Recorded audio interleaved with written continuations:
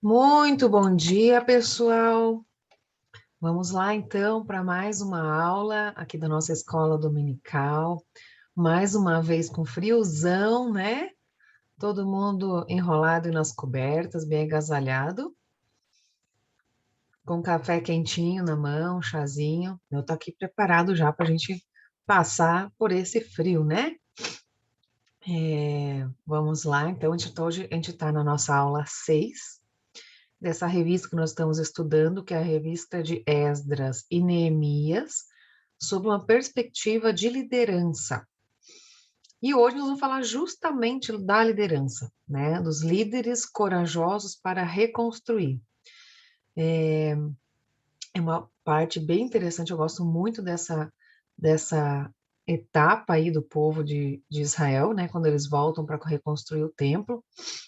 E nós vamos estudar um pouquinho sobre isso hoje. Mas sobre a perspectiva da liderança. Muito bem, todo mundo vai chegando, né? A gente vai aumentando ali o nosso pessoal aos pouquinhos, começando aí de manhã um pouco mais lento, né? Mas vamos orar então primeiro para a gente começar, antes da gente começar o nosso estudo, tá bom? Pai de amor, Pai querido, obrigada, Senhor, por mais esse domingo, obrigada porque podemos estar juntos, estudando a Tua palavra, estudando mais sobre o Senhor, o que Tu queres para nós. Abençoa, Senhor, nós queremos abrir nosso coração, nossa mente, nossos ouvidos, para ouvir o que Tu tens para nós hoje. Vem moldar e mudar aquilo que precisa ser mudado, Senhor. Queremos aprender do Senhor e queremos colocar em prática tudo isso que temos aprendido aqui. Abençoa, Senhor, nossa semana também e os cultos que teremos ainda hoje, que são para o teu louvor da tua glória. Em nome de Jesus. Amém. Amém, pessoal? Vamos lá. Sempre lembrando, o nosso chat está ali disponível. Se você está no celular, às vezes é um pouco mais difícil, né, de escrever, mas você aperta, no celular você consegue, quer dizer, na TV, no celular você aperta ali no chat, pode escrever sua dúvida, comentário, né, porque a gente vai tratar de novo de assuntos bem práticos, né? Então, aí, quem já teve situações que se encontra na mesma situação, ou se já se viu nessa situação, é bom compartilhar. Fiquem à vontade, tá bom? Também já fiquem aí apostos com a sua Bíblia, né? A gente está estudando Esdras e Neemias, então, pessoal, vamos ler Esdras e Neemias. Hoje a gente vai ter um pouco mais de leitura, tá? Vamos descobrir que tem mais gente da Bíblia que estava vivendo junto ali naquele tempo. E aí, vai anotando também, anota na sua Bíblia, anota no seu caderno, como você achar melhor. Se perdeu alguma coisa, escreve ali que eu já volto no assunto, tá bom?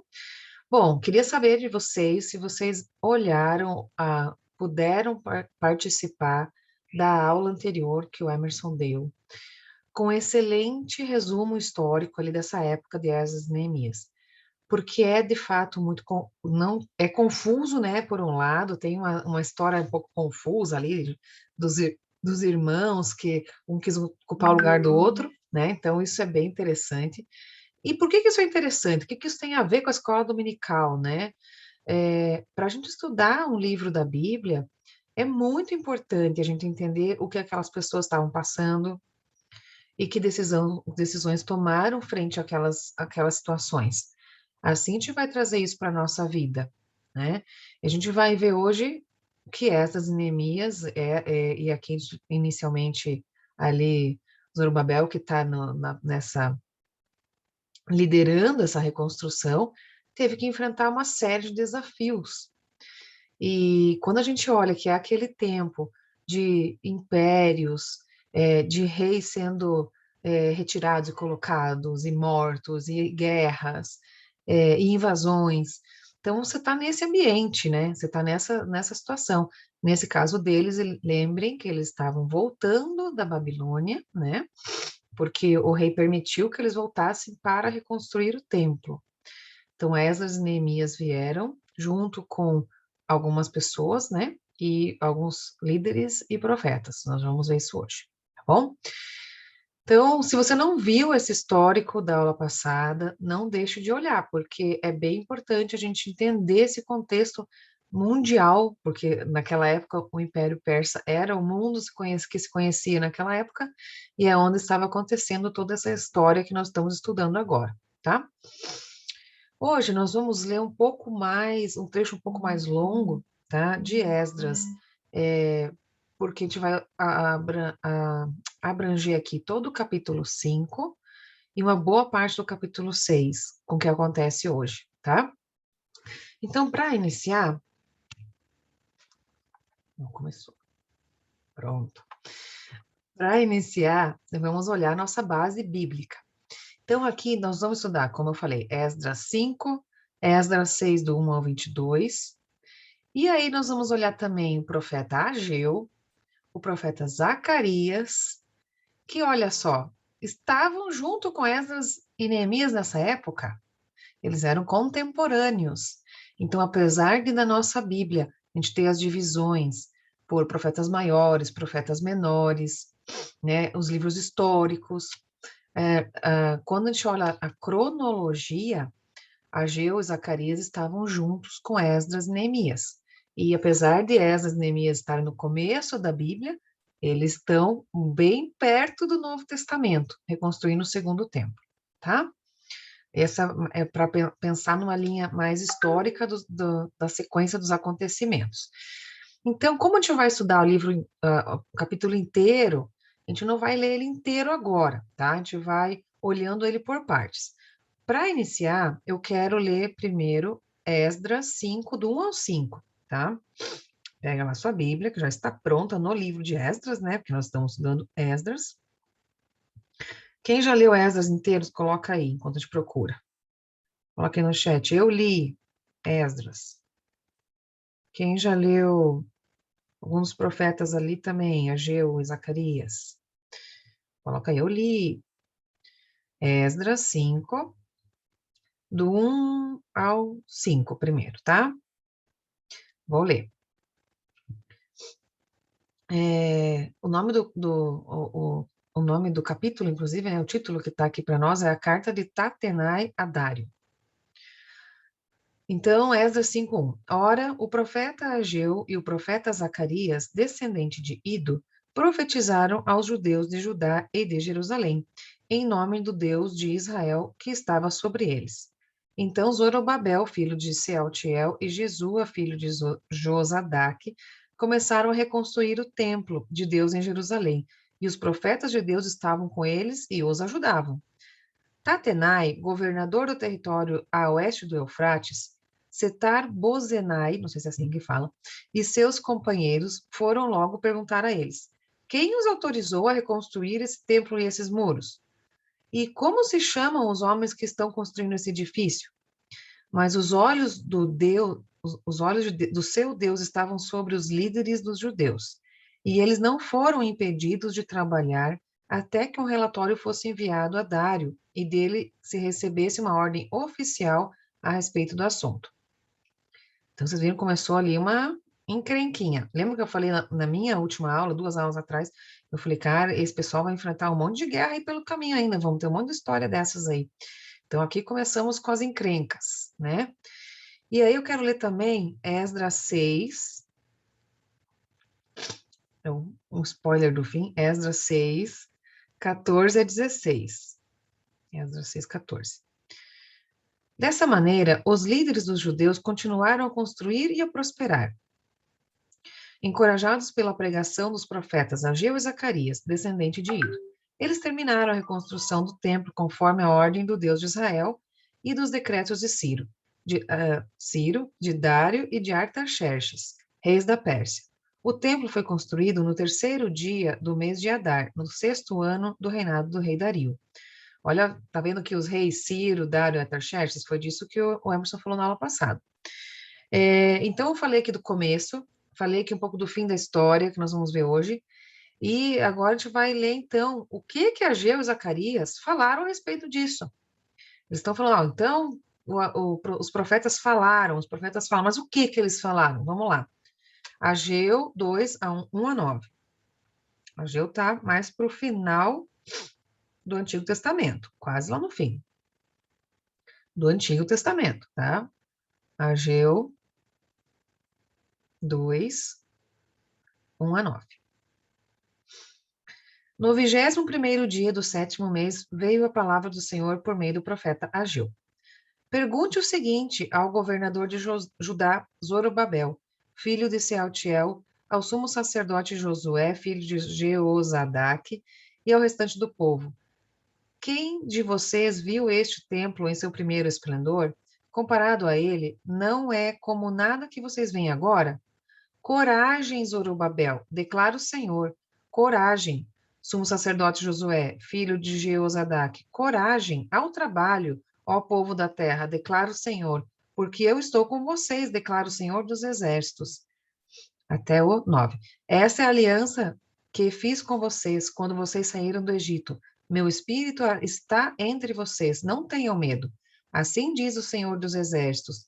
Dentro de pouco tempo farei tremer o céu, a terra, o mar e o continente. Farei tremer todas as nações, as quais trarão para cá os seus tesouros. E encherei este templo de glória, diz o Senhor dos exércitos. Tanto a prata quanto o ouro me pertencem, declara o Senhor dos exércitos.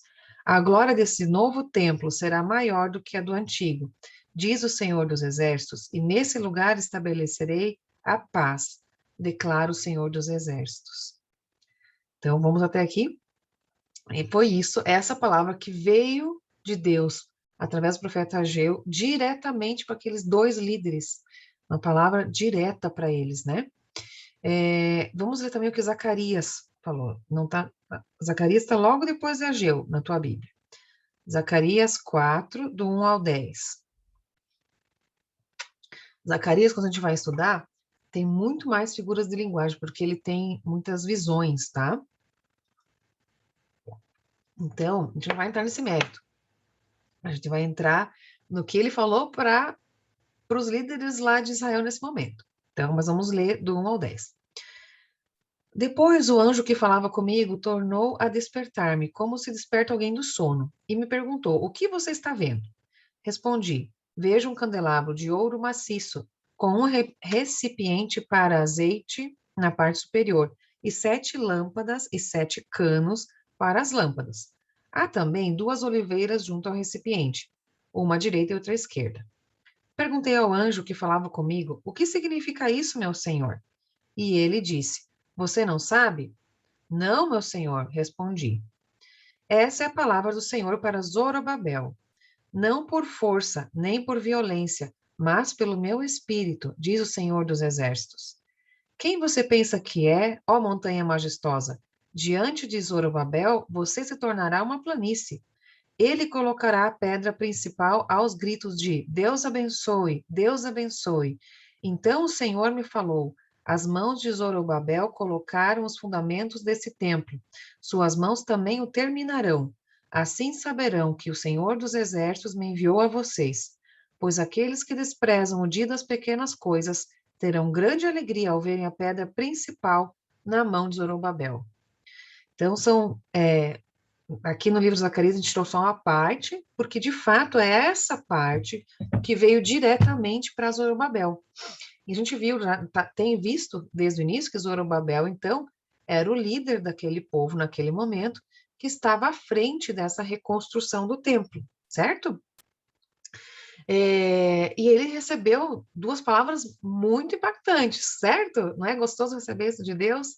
Não tenha medo, vamos em frente. Mas será que eles tinham motivo para ter medo? Por que será que Deus trouxe essa palavra para eles, né? E aí vamos lembrar aí no nosso versículo-chave, que está em... Nossa, sumiu o meu segundo aqui, mas ele é 2 Timóteo, tá, pessoal? 1:7. Não sei o que aconteceu com o meu 2. Que fala assim: Deus não nos tem dado espírito de covardia, mas de poder, de amor e de moderação. Então, o espírito que habita em nós não é de covardia, mas é um espírito de poder, um espírito de amor. Eu gosto também da versão que fala um espírito de equilíbrio, né?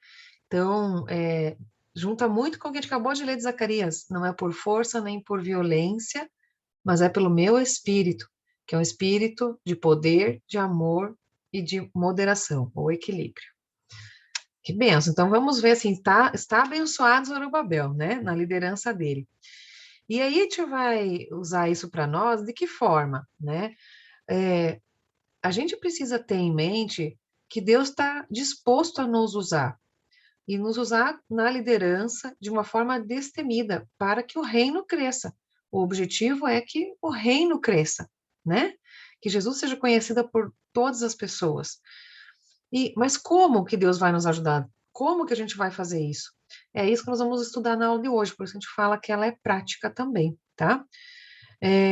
Quando trabalhamos numa cooperação com Deus, Ele nos dá a força, Ele nos dá a graça para concluir aquilo que Ele nos designou. Dentro dos nossos projetos para Deus, vai ter desânimo, vai ter obstáculo, vai ter muitas coisas contrárias que têm que ser enfrentados com coragem e determinação, como fizeram Zorobabel, Josué, Ageu e Zacarias. Beleza? Então, a liderança sabe o que deve ser feito, né? Vamos ler ali o Esdras 5, do 1 ao 5, a gente acabou de ler. Eu quero ler Ageu 1 e 12 e 15. Do 1, do 12 ao 15, tá? Vamos lá em Ageu de novo, pessoal. Volta aí, tava em Zacarias, volta um pouquinho a Bíblia. Põe Ageu 1, que a gente não leu, tá? No primeiro dia do sexto mês do segundo ano do rei Dario, a palavra do Senhor veio por meio do profeta Ageu, governador de Judá, Zorobabel, filho de Sealtiel, e ao sumo sacerdote Josué, filho de Jeozadak, dizendo: Assim diz o Senhor dos Exércitos: Este povo afirma, ainda não chegou o tempo de reconstruir a casa do Senhor. Eu quero pular lá para o 12. Que aqui Deus está pegando pesado com eles, que eles largaram a mão de construir e começaram a construir as coisas deles. Aí Deus falou: pessoal, vamos lá, vamos construir o que nós tínhamos falado que ia construir, né? Então, Ageu 1:12, resumindo. Zorobabel, filho de Sealtiel, o sumo sacerdote Josué, filho de Josadaque, e todo o restante do povo obedeceram à voz do Senhor, o seu Deus, por causa das palavras do profeta Ageu, a quem o Senhor, o seu Deus, enviara. E o povo temeu ao Senhor. Então, assim, o povo tinha deixado um pouquinho de lado, parado de construir o templo, né? E aí veio o profeta Ageu falando: pessoal, vamos lá, vocês estão mais preocupados com as coisas de vocês do que com as minhas coisas? Será que isso é certo? Né? Então, voltando de novo lá na aula anterior, vocês viram várias vezes esse nome do rei Artaxerxes, é um nome difícil de falar, é um nome bom para dar para um cachorro. Com a saída do rei Artaxerxes, que interrompeu as obras do templo, aí chegou o rei Dário I, assumiu o trono, né? Nesse período, Deus falou com os profetas Ageu e Zacarias para que animasse o povo e se esforçassem a voltar a construir o templo. Então, Zorobabel e Josué eram os construtores que atenderam a mensagem de Deus, né? Um era o governador de Judá, como diz ali, e Josué era o sumo sacerdote, tá? E eles seguiram essa palavra de Ageu e Zacarias com boa vontade, receberam essa palavra e foram em diante, mudaram a mente, né? Para quem estava lá pensando em pintar a sua casa, reformar a sua casa, o Ageu 1 fala isso, né? Tá preocupado com a sua casa, mas não está preocupado com a minha casa. É isso que Deus falou para Ageu no capítulo 1, que a gente não leu inteiro. Então, depois que eles pararam, eles voltaram a construir depois a palavra que eles receberam do profeta. Então, a construção recomeçou 23 dias, diz ali, depois que Ageu falou. Então, ele falou e eles logo depois já começaram, tá? Então, ali está todo mundo, Ageu junto com Esdras, junto com Zorobabel, todo mundo ali, essa comunidade que veio junto, tá? Mas aí eu quero que vocês reflitam nesse ponto. A gente lembra, essa é uma aula bem prática, né? Será que a gente está ouvindo a direção que está vindo dos nossos pastores, que eles estão trazendo no púlpito? A gente está na direção ou na oposição, né? Vejam, aqui a palavra de Ageu foi muito direta. Vocês não estão ouvindo a palavra do Senhor. Vocês precisam voltar e construir o templo. E eles obedeceram. né? Era uma coisa contrária ao que eles estavam fazendo. Por quê? Não importa, eles tinham parado de construir. Então, Deus deu uma palavra aqui para o pastor, no caso, ou para o profeta, nesse caso, e eles obedeceram, eles foram nesse caminho. Então, a gente precisa estar sempre atento. A palavra que está vindo para o pastor, que preparou aquele sermão para o domingo, para a segunda não tem, terça, quarta, para o sábado, para o domingo, que preparou aquela palavra para trazer, com certeza, com a orientação do Senhor, como eu estou recebendo isso? Eu estou indo nessa direção ou estou querendo criticar e me expor? Ah, isso não é comigo, não, né? Então, é uma reflexão importante. A gente precisa ter essa prontidão, que daí entra na segunda questão para te refletir. Como é a minha prontidão para atender esse convite do Senhor para me colocar em prol do reino? Né? A gente está falando de liderança, a gente tem falado muito sobre o trabalho na obra, o trabalho no reino, e a gente vai receber esse convite do Espírito Santo, sim, né? Um caminho que precisa ser feito, algo que precisa dentro da igreja, um ministério que precisa de ajuda, e algo que você tem o dom e não está usando, né? Então, como que eu estou pronta a atender esse chamado? Quando vem um pedido, o que eu faço? O que passa pela minha mente? Então, eu gosto de refletir dessa forma, porque não é para julgar os outros, é para a gente pensar em nós, tá? E também não precisa responder, é para você refletir, e espero que reflita bastante. A gente tem que meditar na palavra, né? E trazer ela para o nosso dia a dia da nossa prática, tá? Então, assim, a gente está na direção do que está saindo lá do púlpito, das palavras que Deus tem trazido através dos nossos pastores, dos nossos líderes, e a gente está pronto a atender esse chamado, como é o nosso coração, né? Bom, ali a gente viu um povo, e principalmente um líder, disposto a mudar e a seguir esse chamado, graças a Deus, né? Bom, o líder também persegue os seus alvos esperando em Deus. A liderança persegue os seus alvos esperando em Deus. Então, primeiro, a liderança tem alvos. Para ter alvos, a liderança precisou de planejamento. Então, a gente precisa se planejar, mesmo que a gente tenha uma direção de Deus, tem que haver o planejamento para se formar alvos. Aonde eu vou chegar? O alvo deles era: vou reconstruir o templo. Esse era o alvo. E aí tem que entrar em ação, né, pessoal? Tem que pegar a pedra e começar a empilhar para fazer o muro, senão não vai sair o templo, né? Então, nesse tempo que ele está querendo dizer que a gente precisa ter esperança, trabalhar, conseguir seguir com o nosso trabalho, esperando em Deus, com esperança, tá?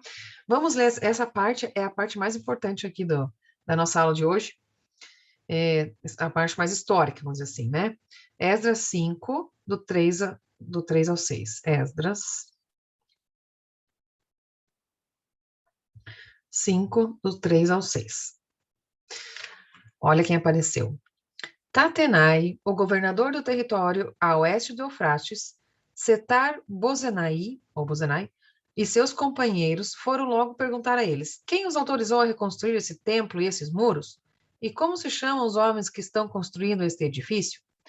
Mas os olhos do seu Deus estavam sobre os líderes dos judeus, e eles não foram impedidos de trabalhar até que um relatório fosse enviado a Dario e dele se recebesse uma ordem oficial a respeito do assunto. E essa é uma cópia da carta que Tatenai, governador do território situado a oeste do Eufrates, Satenar Bozenai e seus companheiros oficiais do oeste do Eufrates enviaram a Dario. Então, eu vou parar aqui porque a gente vai olhar mais um pouco e eu não vou ler essa carta toda. Essa é lição de casa. Vamos ler o capítulo 5, capítulo 6 inteiro, porque vai ter a carta agora que esse pessoal escreveu para Dario, falou: pessoal, oh, chegou um povo aqui que está construindo um templo, nós não queremos isso, queremos que pare. E eles estão mandando uma carta, então, para o rei, falando que querem saber se é isso mesmo, que não tem que construir nada aqui, né? Então, assim, primeira lição, nós não vamos, que fala ali no versículo 5, porém os olhos de Deus estavam sobre os anciãos dos judeus, de maneira que não foram obrigados a parar. Então, não pare mesmo que tenha uma investida do inimigo. Você tem uma obra do Senhor a fazer, você tem uma ordem do Senhor a fazer, você tem uma vida a cumprir, vamos dizer assim, né? Diante do Senhor. Não pare pela investida do inimigo. É essa a hora da esperança, né? Então, mesmo que a obra começou ali a tomar outro ritmo, os inimigos já começaram a atrapalhar. Esse Tatenai era o governador da região. Ó, eu pus aqui na tela o mapa para vocês terem uma ideia. Lembra que eu falei que o Império Persa era o mundo da época? Era o que existia, era o principal, era onde tinha mais gente no planeta, tá? Que se sabe. Então, era o centro mundial aqui. Então, aqui tá, vocês estão vendo meu ponteiro, aonde começou a Pérsia, aonde começou a Média, onde os assírios e a Babilônia, eles estavam aqui. Eles vieram, eles não atravessaram o deserto, eles deram uma voltinha, vieram aqui para Jerusalém, tá? Olha só onde está Jerusalém aqui. O Império Persa tinha tudo isso aqui do oeste, do leste, perdão, do leste, vinha aqui quase até na Grécia, que cortou meu mapa, que já é a Grécia, descia até o Egito. Por onde que descia para o Egito? Só tinha um caminho, que era passar por Jerusalém. Então, era um lugar de muito movimento, de muito estratégico, né? E esse governador, com certeza, era muito importante. E a turma se achava muito importante. O Tatenai, ele cuidava desta região, né? E aí, o que ele chama ali, o Setar Bozenai, provavelmente seja um secretário real, alguma coisa assim, né? Alguém junto com ele ali, né? Então, mas primeira lição, então. O inimigo chegou, eu falei, veio a difamação, né? Veio a investida do inimigo contra o seu trabalho. O menosprezo, aquilo que não vai dar certo isso aí, não é para fazer isso, não, né?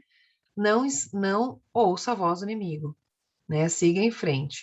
Por quê? A gente vai ouvir a segunda parte. Deus é o nosso protetor e o nosso provedor. Nós vamos seguir aqui. Então, foi enviada a carta. Eu não vou ler a carta, gente, porque ela é extensa. Mas ela relata ali no final do versículo 6 até o final do capítulo 5. Então, eles falam em nome de Deus, eles falam o nome de Jeová e ele é conhecido, eles conhecem Deus. Contudo, nessa vez, a tentativa era para induzir o novo rei lá, que Dário tinha acabado de entrar no trono, lembra? Para parar com as obras. Então, no capítulo 6, a gente vê a resposta do rei Dario, que, além de permitir a construção, ele concedeu recursos e estabeleceu a pena de morte para quem se opusesse. Então, é isso que nós vamos ver. Por isso, eu quis dizer, é, é, a, a segunda lição aqui é que Deus é o nosso protetor e é o nosso provedor. Enquanto a gente está fazendo a obra, aquilo que ele nos designou, de estar no caminho, no projeto, de acordo com aquilo que ele nos designou, ele é o protetor e ele é o provedor. Não importa as investidas do inimigo, as cartinhas que vêm por aí. Tá? Vamos ler algumas partes aqui, vocês me acompanham? Abre lá em Esdras 5, e aí a gente vai lendo alguns versículos aleatórios para vocês entenderem o teor dessa carta, tá? Então, primeiro a carta que o Tatenai escreveu, lá no 5:9. Então perguntamos aos líderes quem os autorizou a reconstruir esse templo e esses muros. Também perguntamos os nomes dos líderes deles para que registrássemos para a tua informação. Então, eles estão dizendo que estão mostrando serviço para o rei, né? No 17, vamos lá, um pouquinho mais para baixo. Agora, se for do agrado do rei, que se faça uma pesquisa nos arquivos reais da Babilônia, para verificar se o rei Ciro de fato emitiu um decreto ordenando a reconstrução da casa de Deus em Jerusalém. Aguardamos do rei a decisão sobre o assunto. Então, eles estavam querendo embargar a obra ali, dizendo, não, isso aí não existe, que Ciro não, Ciro já morreu faz tempo, né? De novo, olha como é importante a gente saber a sequência do que estava acontecendo ali. E aí chegou a carta lá, em Dário, né? E olha só que lindo isso. Olha que bênção. Capítulo 6, versículo 6, tá? Esdras 6, 6 a 12. Ali também o meu não ficou um tracinho, tá? Esdras 6, do versículo 6 ao 12. Agora, então, Tatenai, governador do território situado a oeste do Eufrates, e Setar-Bozenai, e vocês, oficiais dessa província, amigos deles, mantenham-se afastados de lá. Não interfiram na obra que se faz nesse templo de Deus. Deixe o governador e os líderes dos judeus reconstruírem esse templo de Deus em seu antigo local. Além disso, promulgo o seguinte decreto a respeito do que vocês farão por esses líderes dos judeus na construção desse templo de Deus. As despesas desses homens serão integralmente pagas pela tesouraria do rei, do tributo recebido do território a oeste do Eufrates, para que a obra não pare. E o que for necessário, novilhos, carneiros, cordeiros para holocaustos, oferecidos ao Deus dos céus, e trigo, sal, vinho e azeite, conforme for solicitado pelos sacerdotes em Jerusalém, tudo deverá ser entregue diariamente a eles sem falta, para que ofereçam sacrifícios agradáveis ao Deus dos céus e orem pelo bem-estar do rei e dos seus filhos. Além disso, determino que se alguém alterar esse decreto, atravesse-lhe o corpo com uma viga tirada da sua casa e o deixe empalado. E seja a sua casa transformada num monte de entulho. E que Deus, que fez o seu nome ali habitar, derrube qualquer rei ou povo que estender a mão para mudar esse decreto ou para destruir esse templo de Jerusalém. Eu, Dário, decretei que seja plenamente executado. Provavelmente não era essa resposta que o Tatenai estava esperando, né? Mas, gente, esse rei, o rei Dário, era o homem mais poderoso da terra naquela época. Ele dirigia a superpotência chamada Império Persa, tá? Mas ele reconheceu a Deus e reconheceu que Deus era maior que ele e que a sua vida estava nos cuidados de Deus também, né? Tá claro ali, ele pede para que eles orem pelo rei e pelos filhos, né? Humanamente falando, ele tinha de tudo, né? Mas ele quis dar um passo na direção de Deus. E claro, também ali, como uma manobra política, era vantagem para a Pérsia fazer uma base, estar firme ali. Estão vendo ali, né? Onde está Jerusalém. É importante que eles tivessem firmeza ali naquele lugar, porque podiam sofrer uma investida do Egito, era um caminho muito comum, tá? O rei não queria briga na Palestina. Resumindo isso, porque era um lugar de passagem, era um lugar que ele queria ter paz. Mas também foi muito usado por Deus, vocês concordam? Então, quando a gente fala aqui que é,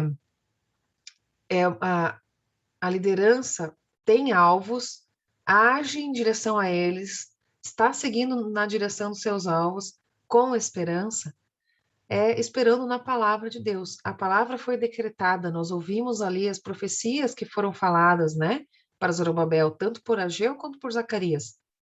Então, segue em frente. A palavra está ali. A fé, é necessária fé na palavra, né, para termos essa esperança e depositar nossa confiança em Deus. E que nos traz a provisão e a proteção.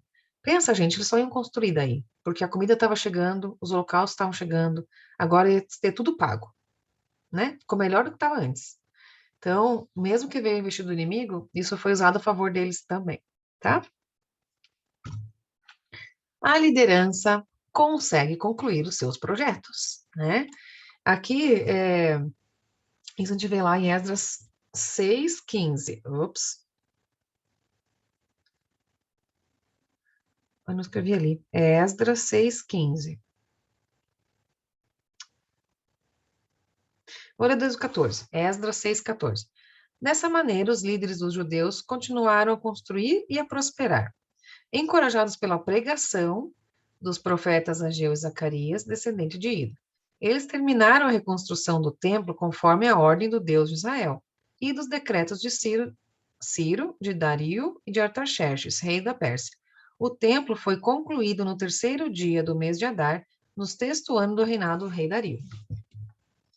Né? Então, eles concluíram, eles terminaram o que eles queriam fazer. O templo foi reconstruído num espaço mais ou menos de 20 anos, tá? O valor espiritual que o Templo de Jerusalém tem para Israel e as implicações ali dele ser reconstruído era dizer que novamente Deus estaria ali entre eles que ele abriu uma oportunidade de existência do povo, que ele ainda estava ali, né? Então, para aquele povo, naquele momento, o templo representava a presença de Deus. Eles precisavam desse prédio, vamos dizer assim, né? Então, isso era extremamente relevante. Por isso Deus queria que, de fato, eles construíssem, para que eles tivessem essa firmeza da presença de Deus ali. Agora, se a liderança, tanto que foi a parte mais administrativa ali, né, a liderança em si, pôr a mão na massa, de Zorobabel, dos anciãos, e também ali a liderança que foi de Josué, que era o sumo sacerdote, de Ageu e de Zacarias, que eram os profetas, se eles não tivessem juntos nessa, unânimes, determinados, no mesmo caminho, provavelmente a investida ali do Tatenai teria sido desastrosa, teria vindo com uma bomba. Então, para a gente conseguir, essa é a terceira lição da nossa aula de hoje. Para a gente chegar até o fim de um projeto, para a gente construir, chegar à construção, né, ver algo pronto, algo frutífero, nós temos que ter uma união com a liderança. Nós precisamos ser unânimes com a liderança, né? Não tem como trabalhar um contra o outro, né? Já disse Jesus, uma casa dividida entre si se destrói, né? Então não tem. Para se terminar, se ter um projeto frutífero, né? Um bom líder tem unanimidade com a liderança, né? Então nós temos vários níveis de liderança na igreja e assim, a princípio e o principal, aliás, são os pastores.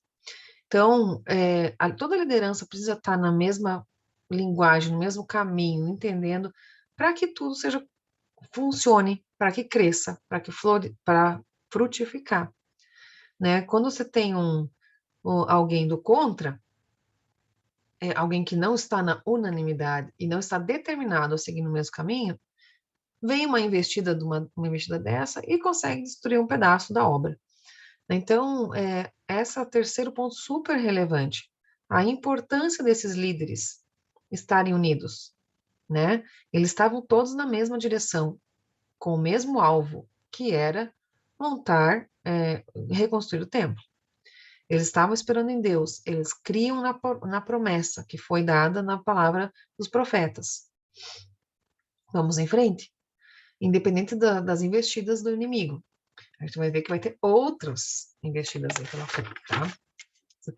Vocês podem ir adiantando Esdras, Neemias, vão encontrar outras encrencas pela frente. E aí, gente, indo adiante, um líder também celebra. Nesse caso aqui, eles celebraram a Páscoa, estava bem na época da Páscoa, né, quando eles terminaram. E aí, nesse caso, eles fizeram a celebração da Páscoa, que é super relevante ali naquela época para os judeus, né? Vamos ler lá Esdras 6, 19 a 22. No 14º dia do primeiro mês, os exilados celebraram a Páscoa. Os sacerdotes, os levitas, tinham se purificado, estavam todos cerimonialmente puros.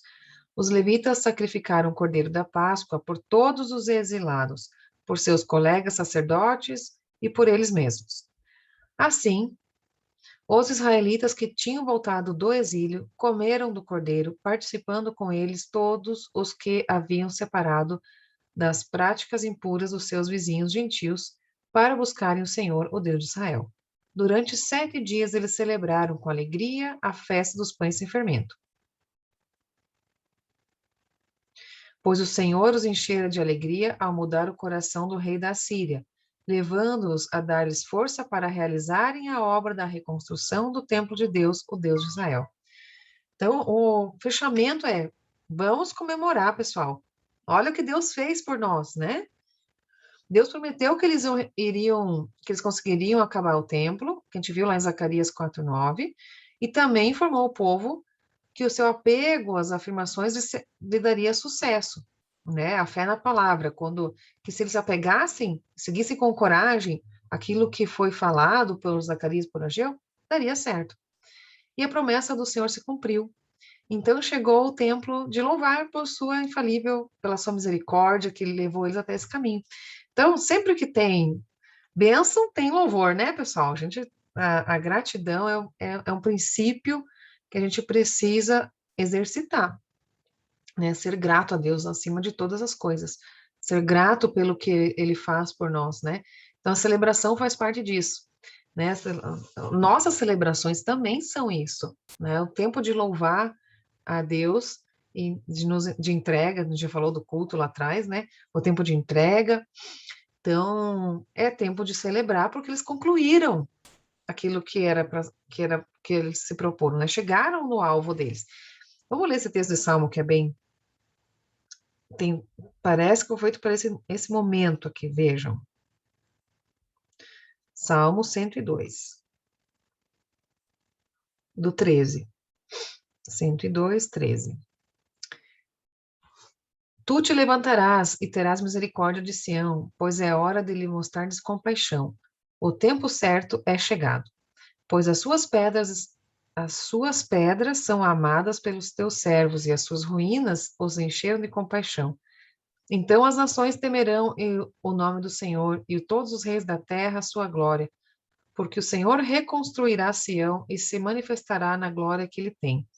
Responderá à oração dos desamparados, e as súplicas não desprezará.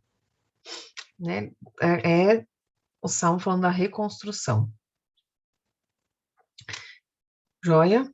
Então, aí os sacrifícios de Israel na dedicação do segundo templo foram apenas uma parcela do que o povo havia oferecido lá atrás, na dedicação do templo de Salomão. Isso foi 5 séculos antes, para vocês terem uma ideia. Esse templo foi construído depois de 500 anos, reconstruído, né? Mas eles voltaram a prestar esse culto com a mesma devoção ao Senhor, né? Buscando ao Senhor. Então, e aí depois disso aqui, o que que acontece? A próxima vez que Deus se manifestaria nesse templo seria quando Jesus andasse por ali, né? Com a vinda de Jesus. Nesse sentido, que eu quero ler Ageu 2, de 6 a 9. A gente já leu, mas vai ser importante ler de novo.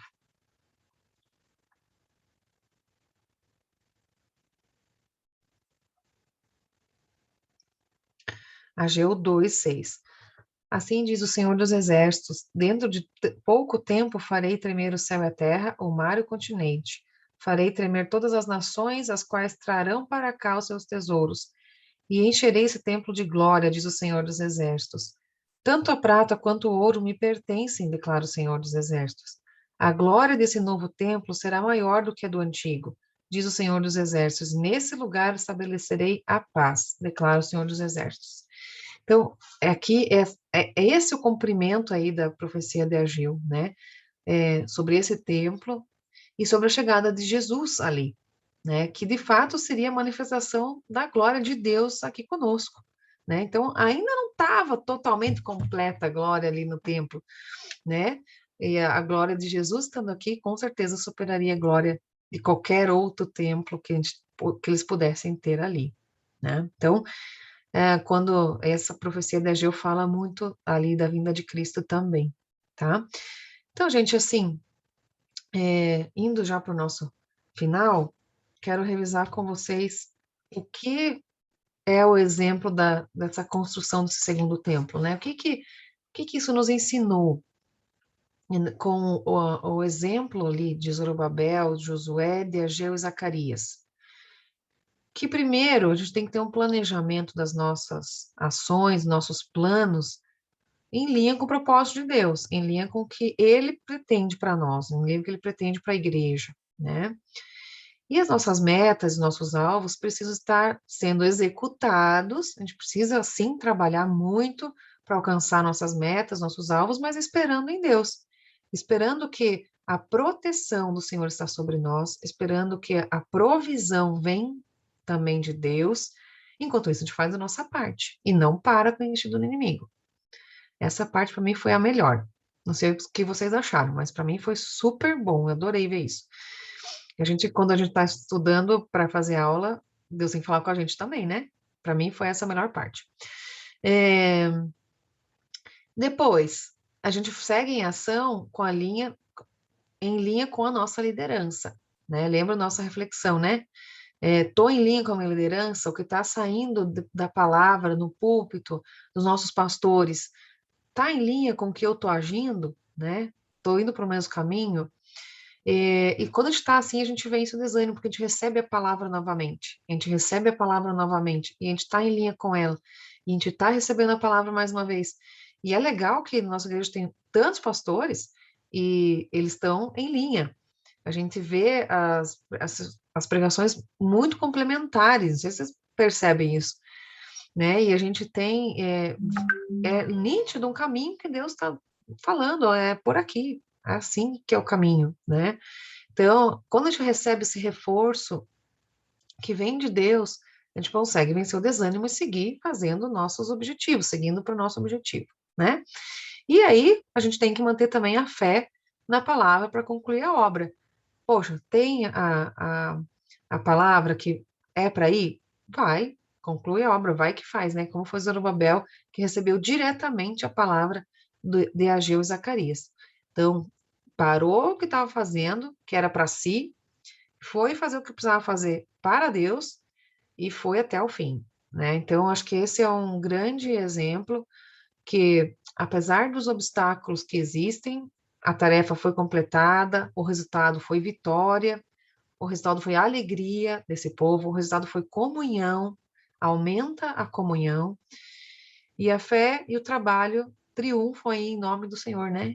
A gente não tem como viver sem fé e sem trabalho. As duas coisas são necessárias, juntas, né?